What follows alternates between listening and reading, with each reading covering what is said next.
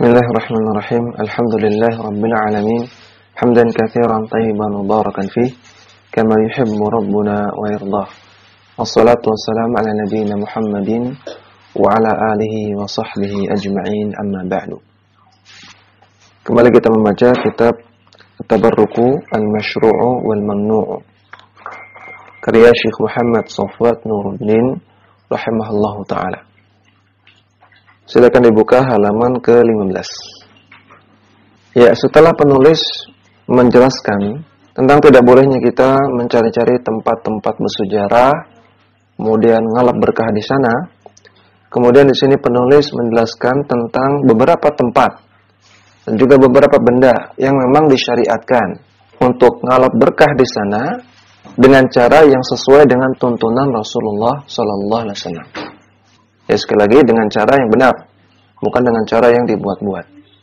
Beliau mengatakan wa yushra'u fil haji wal umrati waz ziyarati wa ghairihima. Disyariatkan beberapa perkara berikut ini ketika haji atau ketika umroh atau ketika sekedar mengunjungi Mekah dan Madinah, yaitu at-tawafu bil baiti, tawaf di Baitullah atau tawaf di Ka'bah, wa taqbilul hajaril aswadi, dan mencium al-hajarul aswad, aw istilamuhu bil yaddi wa taqbiluha, atau menyentuh hajar aswad dan menciumnya, aw bi adatin kal asa wa taqbiluha, atau jika tidak bisa menciumnya langsung, boleh dengan perantaraan alat seperti tongkat, ya, tongkatnya disentuhkan ke hajar aswad, wa taqbiluha, kemudian tongkatnya dicium. Wa kadzalika istilamur ruknil yamani bi ghairi takbilin. Demikian juga disyariatkan untuk menyentuh rukun yamani. Rukun yamani adalah pojok dari Ka'bah, sisi pojok Ka'bah sebelum hajar aswad. Kita tahu Ka'bah itu bentuknya kotak, ada 4 pojok. Maka kalau kita tawaf sebelum kita ke pojok yang ada hajar aswad di sana, kita akan menemui rukun yamani.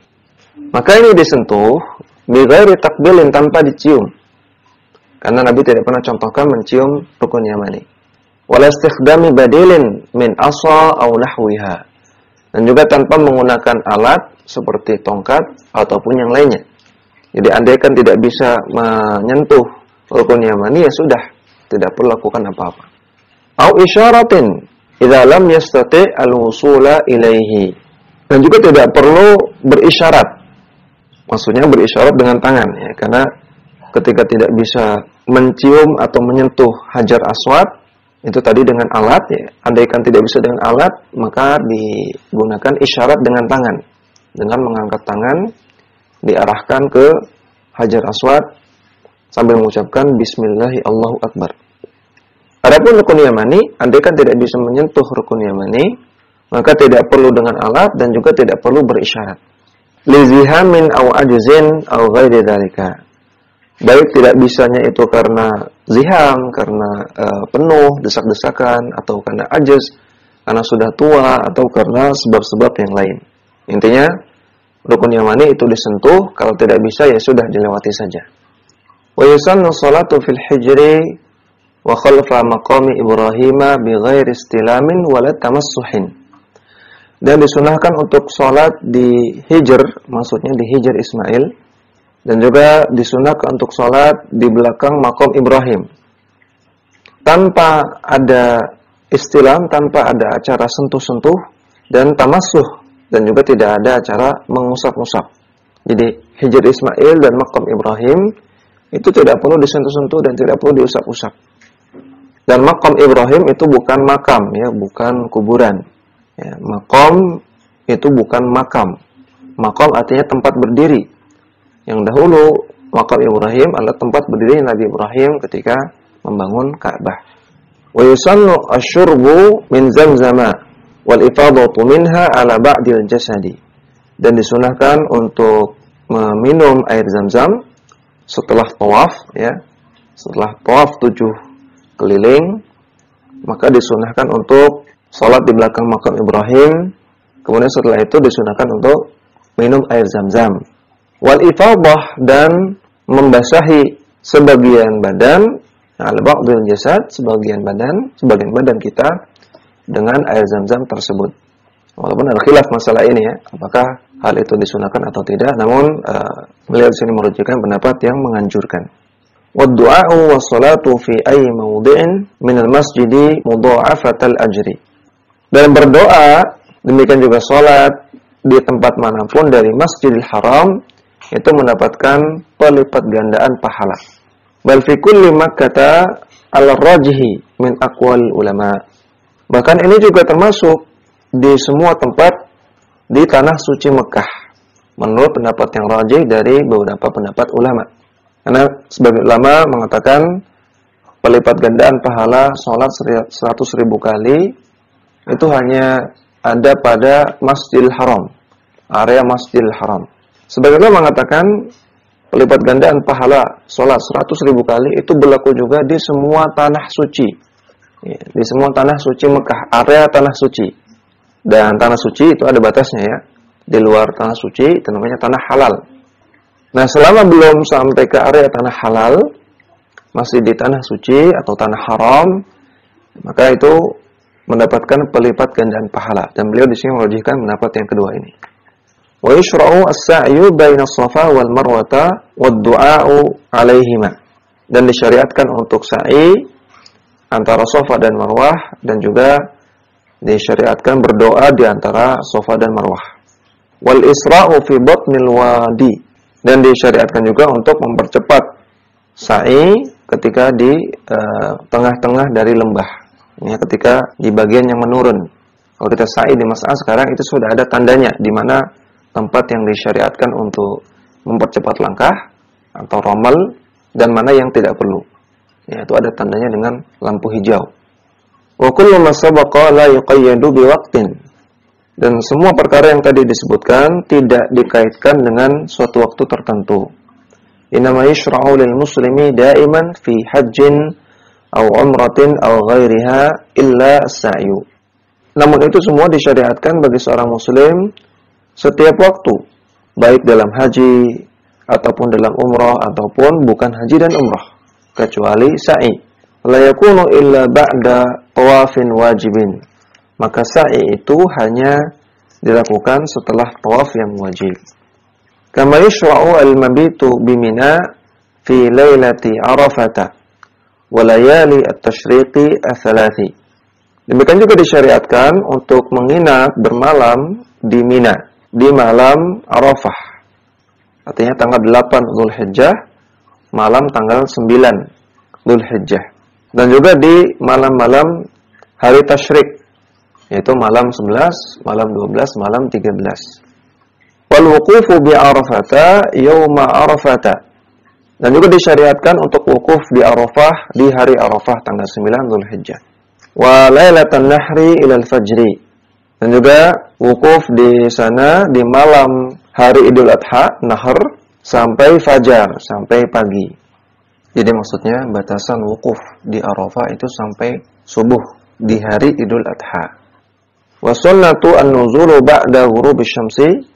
Dan yang disunahkan adalah nuzul, artinya turun dari Arafah ba'da ghurubi syamsi, setelah matahari tenggelam. Wa yushra'u al-mabitu bi Muzdalifah. Dan disyariatkan juga menginap di Muzdalifah, wa salatul fajr biha, dan salat subuh di sana. Wa du'a'u mustaqbilan al-qiblata ila syuruqi syamsi. Dan juga disyariatkan untuk berdoa menghadap ke arah kiblat sampai matahari meninggi. Kama yushra'u fi jumratil aqabati yauman nahri. Demikian juga disyariatkan untuk melakukan jumrah aqabah di hari Idul Adha. Wa jimaru thalathu fi ayyami tasyriqi. Dan juga disyariatkan untuk melempar 3 jumrah di hari tasyrik, yaitu jumrah ula atau jumrah sughra, kemudian jumrah wusta dan jumrah aqabah. Wa yushra'u ad-du'a'u aqbal jumrati al-ula wa thaniyati fil ayyami ats-tsalatsati. Dan disyariatkan untuk berdoa setelah melempar jumrah yang pertama dan setelah melempar jumrah yang kedua di 3 hari tasyrik tersebut. Wa kullu hadza la yushra'u fi ghairi haji Dan semua penjelasan di atas, semua amalan di atas tidak disyariatkan kecuali hanya pada ibadah haji. Maka penjelasan di atas menjelaskan tentang beberapa tempat dan beberapa benda yang ada di kota Mekah yang memang disyariatkan untuk ngalap berkah di sana, namun dengan cara yang sesuai dengan tuntunan Rasulullah sallallahu alaihi wasallam. Amma fil Madinatin Nabawiyyati al-Munawwarati ala sakiniha afdhalus salatu wassalamu. Adapun kota Madinah Nabawiyah Munawwarah, semoga Allah Ta'ala memberikan salawat dan salam yang terbaik kepada orang-orang yang tinggal di sana. Fa yushra'u as-safaru ila al-Masjidin Nabawi, maka disyariatkan untuk safar menuju ke Masjid Nabawi. Wa salatu fihi, dan disyariatkan untuk salat di sana di Masjid Nabawi. Wa yushra'u qasdur rawdati wa hiya bainal masjidi wal baiti. Dan disyariatkan juga untuk meniatkan pergi ke Raudhah, dan Raudhah itu adalah tempat antara masjid dan rumah Nabi, antara Masjid Nabawi dengan rumah Nabi, ya, atau dengan kata lain antara mimbar Nabi dengan makam Nabi sallallahu alaihi wasallam, itu disebut dengan Raudhah. Li haditsin Nabi sallallahu alaihi wasallam, berdasarkan hadis Nabi sallallahu alaihi wasallam, ma baina baiti wa mimbari Rawdatun min riyadil jannah. Tempat antara rumahku dan mimbarku itu adalah salah satu taman dari taman-taman surga. Kama yushra'u ziyaratu qabrin Nabi sallallahu alaihi wasallam. Sebagaimana disyariatkan untuk menziarahi atau mengunjungi kuburan Rasulullah sallallahu alaihi wasallam. Wa qabrai sahibaihi, dan juga disyariatkan untuk berziarah kepada dua makam dari dua sahabat Nabi, yaitu Abi Bakrin wa Umara radhiyallahu anhuma wassalamu alaihima, yaitu Abu Bakar As-Siddiq dan Umar ibn Al-Khattab. Wa la yushra'u ad-du'a'u wa la tamassuhu, dan tidak disyariatkan berdoa kepada mereka, bahkan tidak boleh, yang adalah kesyirikan.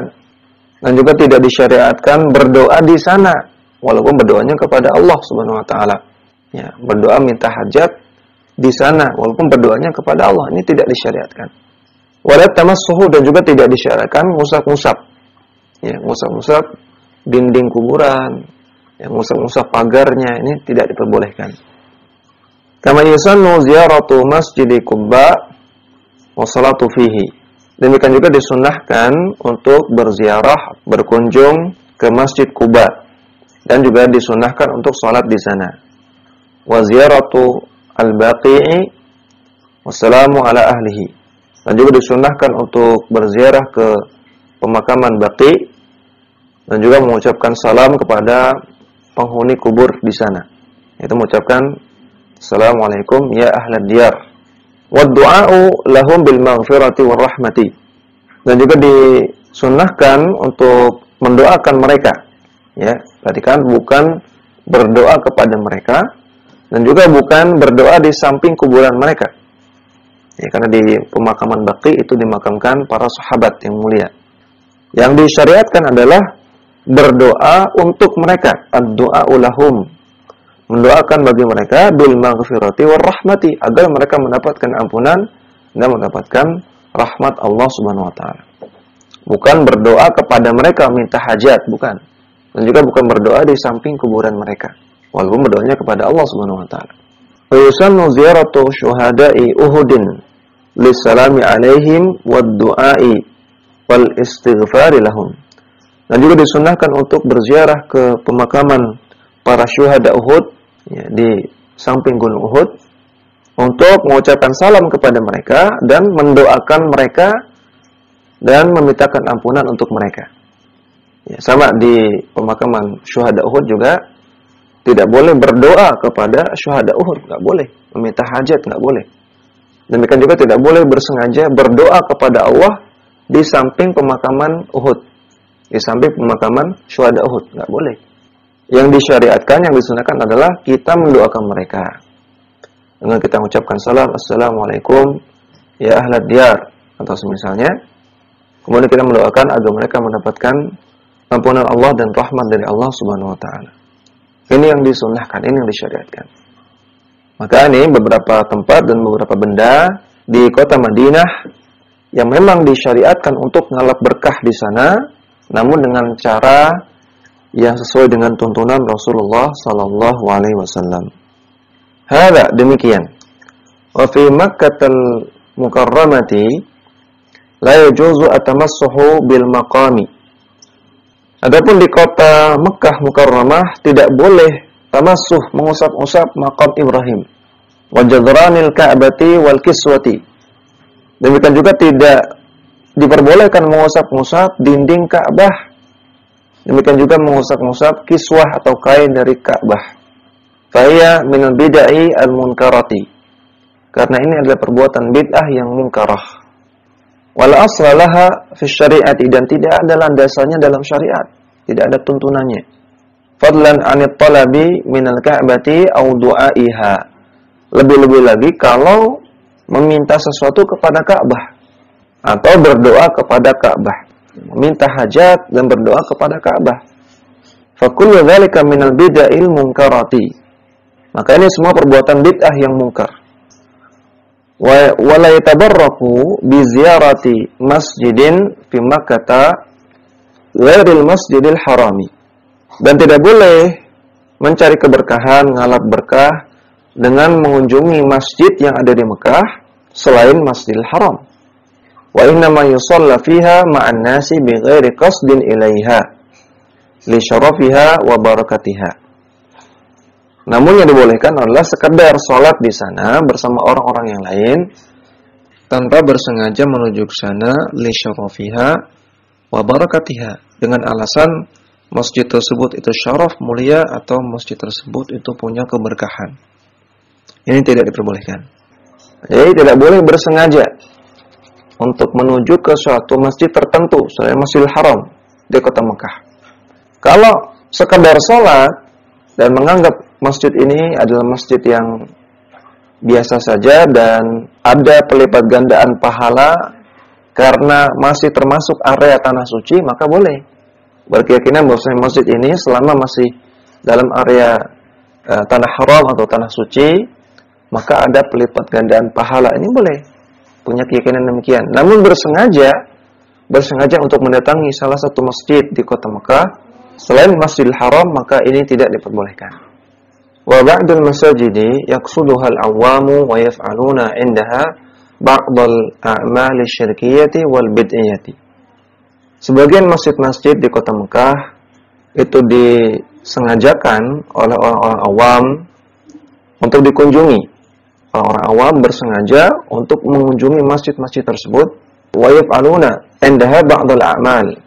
Dan mereka melakukan di sana beberapa amalan-amalan syirik dan juga amalan-amalan bid'ah. Mislu Masjidir Rayati, contohnya Masjid Ar-Rayah, wa Masjidil Jinni, Masjid Al-Jin, Masjidil Ijabah, Masjid Al-Ijabah, Masjid Abi Bakr As-Siddiqi, Masjid Abu Bakar As-Siddiq, wa Masjid Bai'atil Aqabati di Mina, dan Masjid Bai'ah Al-Aqabah di Mina. Maka masjid-masjid ini selama masih dalam area tanah suci atau tanah haram, maka memang ada pelipat gandaan pahala menurut sebagian ulama. Namun bukan berarti kita bersengaja datang ke sana. Ya, bukan berarti kita bersengaja datangi masjid-masjid tersebut kemudian punya keyakinan khusus terhadap masjid-masjid tersebut. Ini tidak diperbolehkan. Apalagi mengamalkan amalan-amalan syirkiyah wal bid'iyah tadi. Kata beliau, ya, mengamalkan amalan-amalan syirik dan amalan-amalan bid'ah di sana. Adapun sekedar mengunjunginya untuk mengambil ibrah, ya, untuk mengambil pelajaran sebagai wawasan, sebagai pengetahuan tanpa melakukan amalan-amalan tertentu, tanpa punya keyakinan tertentu, maka ini tidak masalah.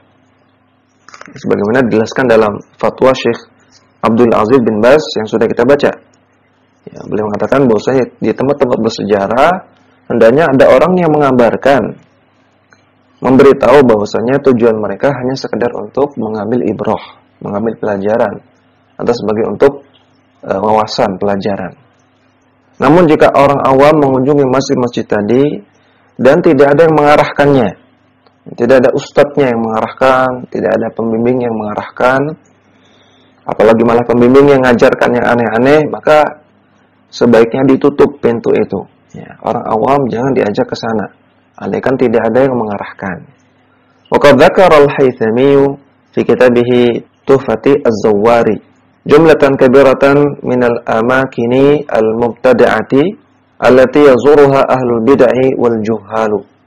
Dan al-Imam Al-Haythami rahimahullahu taala dalam kitab beliau Tuhfatu Az-Zawwari, beliau menyebutkan banyak sekali tempat-tempat yang mubtada'ah, yang diada-adakan, atau tempat-tempat yang banyak dilakukan perbuatan bid'ah di sana, yang dikunjungi oleh ahlul bid'ah dan orang-orang jahil, orang-orang awam.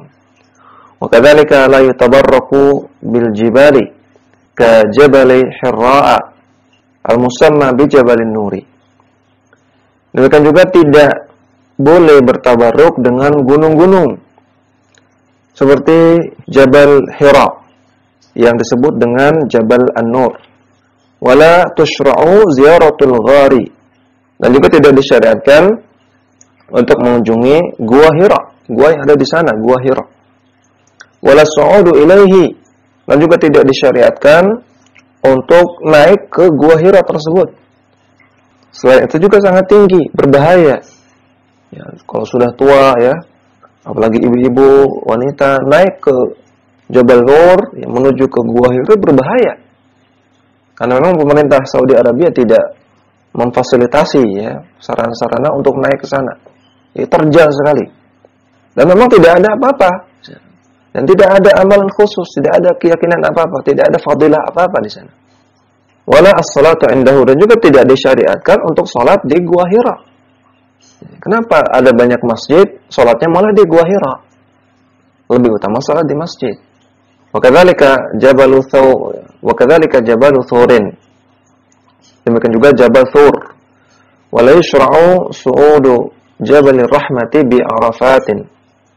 Demikian juga tidak disyariatkan untuk naik ke Jabal Rahmah di Arafah. Ya, di Arafah itu ada satu bukit kecil sering disebut dengan Jabal Rahmah. Banyak orang awam yang salah sangka bahwasanya Jabal Rahmah itulah Arafah. Padahal Arafah itu luas. Ya, Arafah itu luas, bukan hanya Jabal Rahmahnya. Dan tidak harus naik di Jabal Rahmah. Ketika wukuf di Arafah tidak harus naik ke Jabal Rahmah. Dan juga berbahaya juga. Ya, naik ke Jabal Rahmah itu berbahaya. Dan banyak orang yang melakukan kesyirikan dan kebid'ahan di puncaknya. Punya keyakinan bahwasanya kalau menulis namanya di sana nanti menulis namanya dengan pasangannya nanti akan langgeng cintanya. Ini kesyirikan dan juga kebid'ahan. Wala Jabalu Abi Qubaisin, demikian juga tidak disyariatkan untuk naik ke Jabal Abi Qubais. Wala Jabalu Sabirin, demikian juga Jabal Sabir. Wala yushra'u tabarruku bi ayyi darin fi Makkah. Demikian juga tidak disyariatkan untuk bertabarruk mengalap berkah dengan rumah siapapun yang ada di Mekah.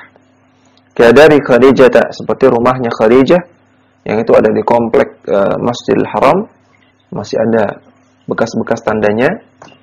Namun tidak disyariatkan untuk melakukan apa-apa di sana. Sekedar untuk pengetahuan boleh, namun tidak perlu ada amalan apa-apa di sana dan tidak perlu ada keyakinan-keyakinan tertentu. Audaril Arqami, demikian juga rumahnya Al-Arqam, salah seorang sahabat yang bernama Al-Arqam, yang dijadikan tempat berkumpulnya Nabi SAW di masa awal-awal berdakwah. Tidak disyariatkan amalan apa-apa di sana. Amma fil Madinati fala yushra'u at-tamassuhu bil jadrani wal a'midati bil Masjidin Nabawi wala ghairihi min jadrana wal abwabin wala mahariba wala mimbarin. Adapun di kota Madinah maka tidak disyariatkan untuk mengusap-ngusap dinding, demikian juga tiang-tiang dari Masjid Nabawi. Dan juga tidak disyariatkan untuk mengusap-ngusap tempat-tempat lain di Masjid Nabawi selain dinding, seperti pintu, atau mihrab, atau mimbar. Tidak ada yang perlu diusap-usap di Masjid Nabawi. Walaysa minal qurabati qasdul masajidi bil madinati ghairal masjidin nabawi wa qubba. Dan bukan bentuk ibadah, bukan bentuk dan bukan amalan yang dituntunkan oleh Nabi SAW bersengaja mengunjungi masjid-masjid yang ada di Madinah selain Masjid Nabawi dan Masjid Quba. Amma ziyaratu masjidil jum'ati wa masjidil qiblataini wa masjidil ijabati wa masjidil fathi au masajidis sab'ati wa masjidil ghamamati fahuwa minal bid'ah. Adapun bersengaja mengunjungi masjid Jum'ah, masjid Qiblatain, masjid Ijabah, masjid Fatah, masjid Sab'ah, masjid Ghamamah, bersengaja mengunjungi masjid-masjid tersebut, ini adalah amalan kebid'ahan. Fala yushra'u fi'luhu, tidak disyariatkan melakukan perbuatan seperti itu. Wa kadzalika la yushra'u atabarruku bi ba'dil jibari wal abari. Demikian juga tidak disyariatkan untuk bertabarruk, ngalap berkah dengan gunung-gunung yang ada di kota Madinah. Demikian juga sumur-sumur yang ada di kota Madinah. Sama seperti yang kita jelaskan tadi tentang kota Mekah. Tidak boleh bersengaja mengunjungi masjid-masjid tertentu di kota Madinah selain Masjid Nabawi dan Masjid Quba. Kecuali sekedar untuk mengambil ibrah, sekedar untuk wawasan, pelajaran sejarah, maka ini tidak mengapa. Namun selama ada orang yang membimbing, selama ada orang yang mengabarkan, selama ada orang yang berilmu, yang paham akidah yang benar, paham sunnah Nabi, yang bisa memperingatkan, yang bisa membimbing jamaah agar tidak melakukan hal-hal yang munkar di sana. Ya, demikian dulu yang bisa kita baca. Mudah-mudahan bermanfaat. Wassalamualaikum warahmatullahi wabarakatuh. Dakwah semampumu.